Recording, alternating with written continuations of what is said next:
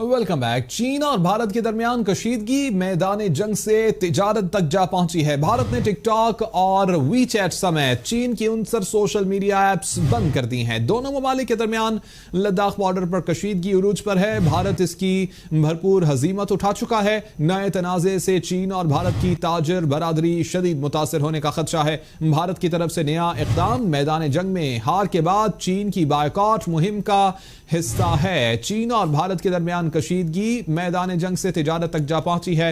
भारत ने टिकटॉक और वीचैट समेत चीन की 69 सोशल मीडिया एप्स बंद कर दी हैं। दोनों ममालिक के दरमियान लद्दाख बॉर्डर पर कशीदगी उरूज पर है।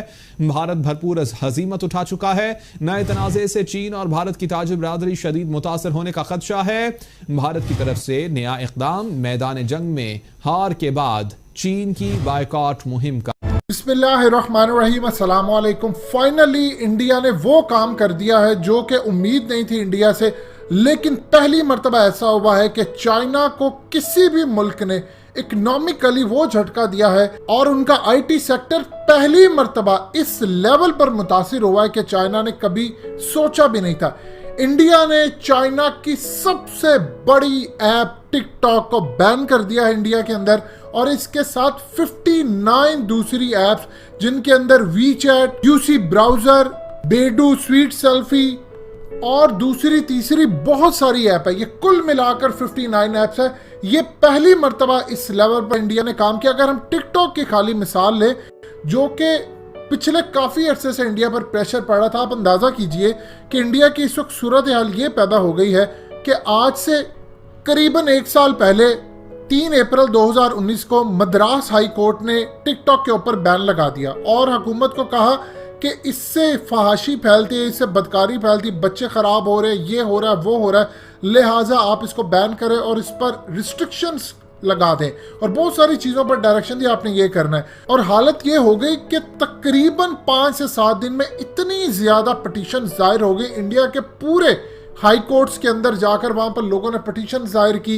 इवन की हालत यह है कि वहां पर ब्यूरोक्रेट, वहां पर लोग बहुत ज्यादा इसको इस्तेमाल करते हैं। आप यहां से अंदाजा कर लीजिए, करीबन 800 मिलियन एक्टिव यूजर है, यानी 1.5 अरब के करीब इसको डाउनलोड किया गया।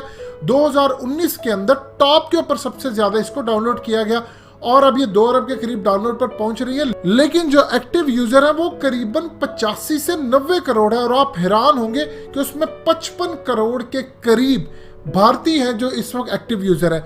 यानी आप अंदाजा कर लीजिए कि अगर तकरीबन 85 से 90 करोड़ में से अचानक 55 करोड़ एक्टिव यूजर खत्म हो जाते हैं तो आप सोच सकते हैं फिर इस वक्त क्या हाल होगा। इंडिया ने कहा है कि चाइना हमारी जासूसी करता है और ये सिक्योरिटी कंप्रोमाइज हो रहा है। यानी आप अंदाजा कीजिए, अगर 55 करोड़ की खाली मिसाल लेते, ये एक्टिव यूजर है, रजिस्टर्ड तो समझ लीजिए बहुत सारे लोगों ने किया है।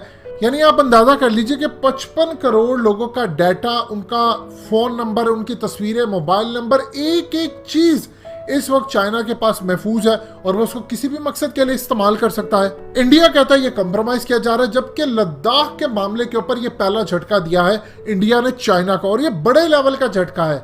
देखिए, इंडिया राफेल तैयारे लेकर आ रहा है 6 और उन्होंने कहा है कि हमें 6 हर सूरत चाहिए। जुलाई 27 को 6 पहुंच रहे हैं। S-400 के लिए उन्होंने रूस को कहा कि 2 से 3 महीने का टाइम दो, हमने तकरीबन 40 साल तुम्हारा साथ दिया है, पाकिस्तान के खिलाफ साथ दिया, अफगान तालिबान के खिलाफ साथ दिया, दुनिया तुम्हारे खिलाफ होगी तो हम तुम्हारे साथ खड़े थे, लिहाजा हमें 2 से 3 महीने में दो और हमें 33 फाइटर्स भी दो। इस पर चाइना और रशिया और इंडिया के आपस में शदीद लड़ाई चल रही है। लेकिन मामला तो आप यहाँ से अंदाजा कर लीजिए कि टिकटॉक की अगर हम मिसाल ले लें तो इतने ज्यादा लोग उसको पसंद करते थे कि पिछले साल जब 2019 3 अप्रैल को बैन हुआ तो 25 अप्रैल 2019 को बैन को लिफ्ट कर दिया गया और तमिलनाडु कोर्ट के अंदर से कहा गया कि आपको इंस्ट्रक्शन दे, लेकिन उसके बाद बैन नहीं होने दिया गया।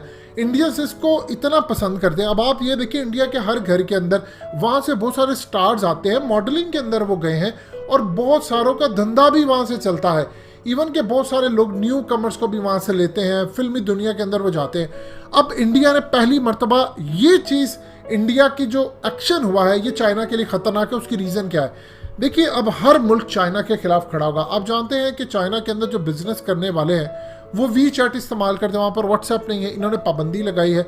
अब वहां पर आप ये देखिए, आपको वीपीएन इस्तेमाल करना पड़ता है। इंडिया के अंदर अब वीपीएन की डिमांड बढ़ेगी।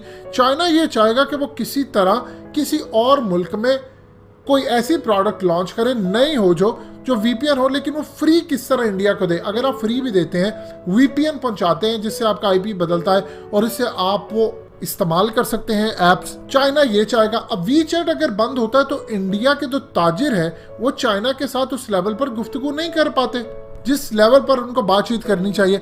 अब ऐसे ऐसे इंडिया ने सबक दिया है तमाम ममालिक को कि आप भी ये करें। आज अमेरिका बहुत ज्यादा खुश होगा।